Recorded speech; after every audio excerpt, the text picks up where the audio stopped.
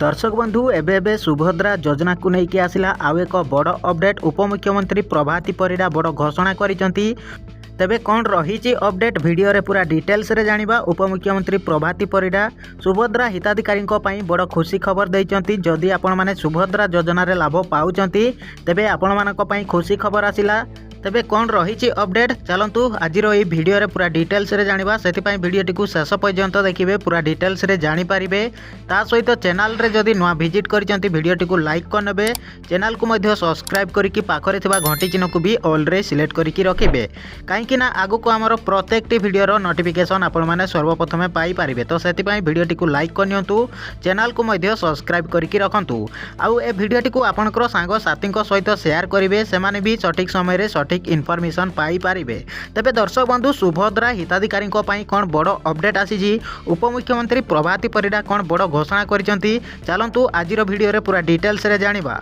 जानी रखंतु दर्शक बंधु सुभद्रा योजना को लेकिन उपमुख्यमंत्री प्रभाती परिडा बड़ घोषणा करिसेंती। जदि आपण माने सुभद्रा योजना रे लाभ पाउचंती तेबे नुआ वर्ष रे सुभद्रा रे किस्ती टंका पाइबा को जाउचंती। अर्थात सुभद्रा योजना हिताधिकारी को एकाथरे दुईटी किस्ती रे 10,000 टंका मिलवा जाउची। जदि आपण माने सुभद्रा योजना रे लाभ पाउचंती तेबे एका बेले आपण माने दुईटी किस्ती रे 5-5 हजार करिकि 10,000 टंका पाइबा को जाउचंती।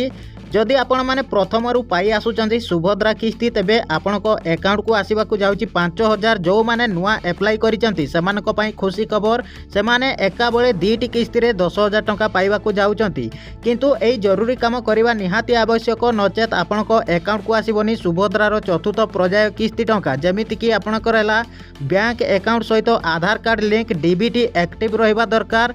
आपणकर ई केवाईसी अपडेट करबा निहाती आवश्यक। जदि एई काम गुडिक जदि करना तेबे तुरंत कर दिंतु।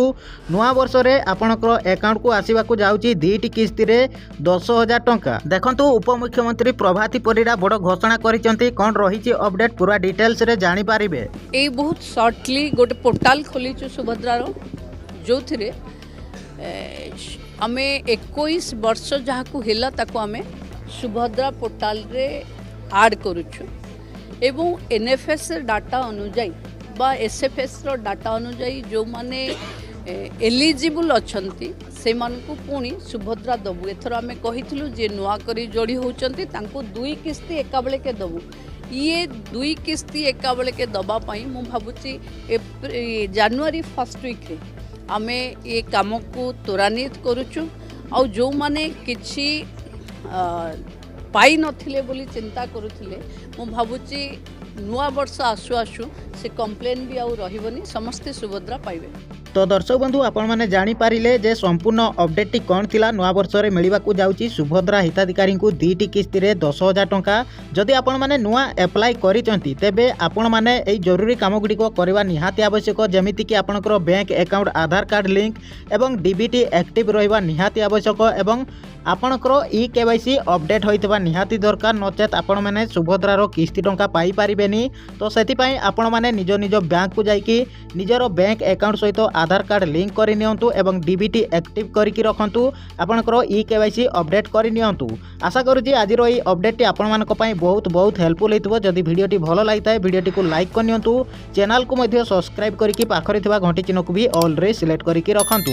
काहेकि ना आगु को हमर प्रत्येकटी वीडियो रो नोटिफिकेशन आपण माने सर्वप्रथमे पाई पारिबे। तो सेति पई वीडियोटी को लाइक करनियंतु, चैनल को मध्य सब्सक्राइब करिकि रखंतु। आ ए वीडियोटी को आपनकर सांग साथी सहित शेयर करिवे जाकि सेमाने भी सठिक समय रे सठिक इनफॉरमेशन पाई पारिबे।